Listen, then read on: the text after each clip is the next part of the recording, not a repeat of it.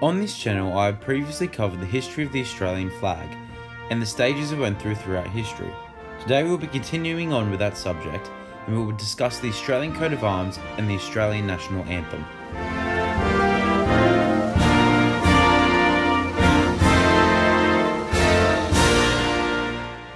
Firstly, we must discuss what are coats of arms. Well, the history of this topic can be traced back to the Middle Ages, and I've heard many different stories from where they've come from. But from what I've seen, it's where individuals, organisations, towns and states use them as a form of identity. I've seen it where they've been used as armour or cloths, hence like the coat. But the arms traditionally consist of objects, animals and symbols that are arranged to show the possessor of the arms by their kind, order and association. This is known as heraldry and can be seen from the Crusades. Over history, they have developed into symbols of nations and have been used by nations ever since. Now, the history of the Australian coat of arms starts in 1901 when the 6 colonies of Queensland, New South Wales, South Australia, Tasmania, Victoria and Western Australia federated into the Commonwealth of Australia. It can, however, be argued that the coat of arms started before then, as each colony had their own coat of arms, but for time purposes I'll only really be focusing on the federal coat of arms. The first coat of arms for Australia was the coat of arms of the United Kingdom, which lasted from 1901 to 1908. On the 7th of May 1908, the first design for the Australian coat of arms was introduced after being given a royal warrant by His Majesty King Edward VII. This design is very similar to the current design, however there are a few noticeable differences between the two. The arms composed of a shield in the centre that consisted of a white and blue enclosing with the cross of St George in the centre. On the cross there are 6 pointed white stars, with the blue outline of the shield having 6 small shields. The shield in the centre is supported by an emu on the left and a kangaroo on the right. These animals are on the Australian coat of arms, as they are the only 2 animals in Australia that cannot walk backwards, indicating Australia is constantly moving forward. However, the emu and kangaroo can actually walk backwards, so this idea has been thrown up in debates, but mainly it's just because they're native animals and that, again, the metaphor shows they're moving forward, as well as it's very pleasing to the eye artistically. The animals and shield are resting on a grass plain that is embroidered with a scroll reading the motto "Advance Australia." Above the shield is a gold 7-pointed star known as the Commonwealth or Federation Star, which we discussed in my Australian flag video. Under the star is a wreath of white and blue. This design was changed in 1912 for a few reasons. The first was that there was a lack of reference to the states of Australia. This new design was approved by His Majesty King George V on the recommendation of the Commonwealth Government in the Royal Warrant of 19th of September 1912. This design replaced the previous shield with a shield containing a section that represents each state. The first quarter represents New South Wales, the second Victoria, the third Queensland, the fourth South Australia, the fifth Western Australia, the sixth Tasmania. The position of the emu and kangaroo were also changed, as well as the wreath under the golden star, now displaying the colours blue and gold. The new arms replaced the grass plain with small branches of wattle, ornamental rests for the kangaroo and emu, and the scroll now reads Australia instead of Advance Australia.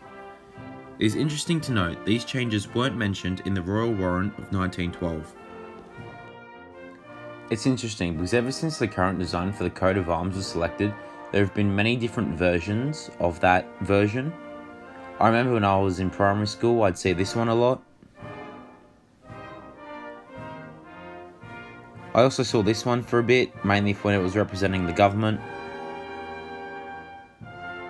However, I am now starting to see this version more and more, and this is the one I've used for the majority of the video. And I actually like this more because it's a lot more pleasing to the eye and it's a lot clearer.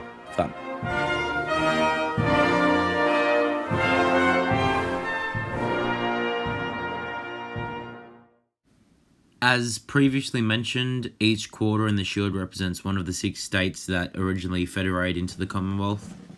The ermine border that wraps around that shield actually symbolises the 6 states coming together to federate Australia. The Commonwealth star at the top of the arms represents national unity and is also on the national flag. And again, we discussed that in the previous video.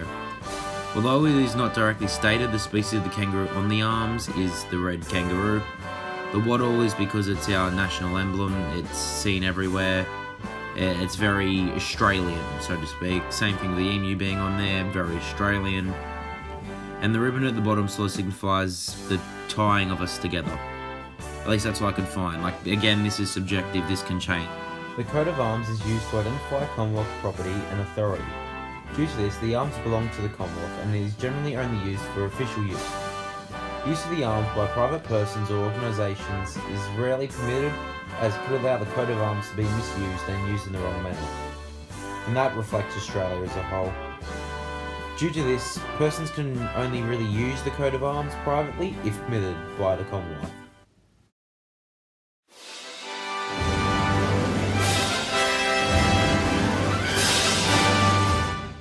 The arms can be used by a sporting team on their uniform if they are representing the nation and are sponsored by the government. Private people and organisations may display the arms on a particular national event such as coronations of our heads of state, royal visits, jubilee celebrations and more, providing it's not a permanent fixture and can be taken down after the event. Use of the arms may be permitted on a permanent souvenirs of a particular event, for example the royal visit of 1988. Publishers of encyclopedia and reference educational and heraldry books may be granted permission in certain circumstances.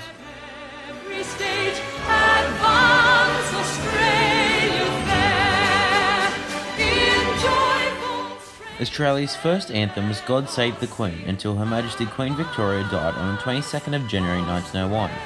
From then on, it was God Save the King up until 1952 when King George VI passed away and Her Majesty Queen Elizabeth II ascended to the throne. From then on, it then returned to God Save the Queen and remained so until 1974. This is when Labor Prime Minister Gough Whitlam changed the national anthem to Advance Australia Fair, after a competition was held in 1973 for a new anthem. The judges narrowed down thousands of responses down to three choices: Waltzing Matilda, The Song of Australia, and of course Advance Australia Fair. In a national poll conducted in 1974, 51.4% of people chose Advance Australia Fair, and as a result, the anthem was changed to Advance Australia Fair. However, this did not last long, as in 1976, the new Fraser government reinstated God Save the Queen. In 1977, another national poll was conducted, and yet again Advance Australia Fair was chosen to be Australia's national anthem. However, a further 7 years passed before Advance Australia Fair officially became Australia's new anthem. Why is this? Because the previous government didn't want to change it. But in 1983, the Bob Hawke government was elected to govern, and in 1984, the Hawke Labor government presented Advance Australia Fair to the Governor-General and was approved on the 19th of April 1984. Now, the Australian National Anthem, Advance Australia Fair, is an anthem that is surrounded in lots of controversy. Before Advance Australia Fair actually became the national anthem, it had to be changed because it didn't include everyone in the country and was very selective. So what I'll do now is I'll play the original first verse, and then I'll play the current first verse of Advance Australia Fair, and then you should be able to see some of the differences. And this is only the first verse, mind you, like the entire songs are completely different.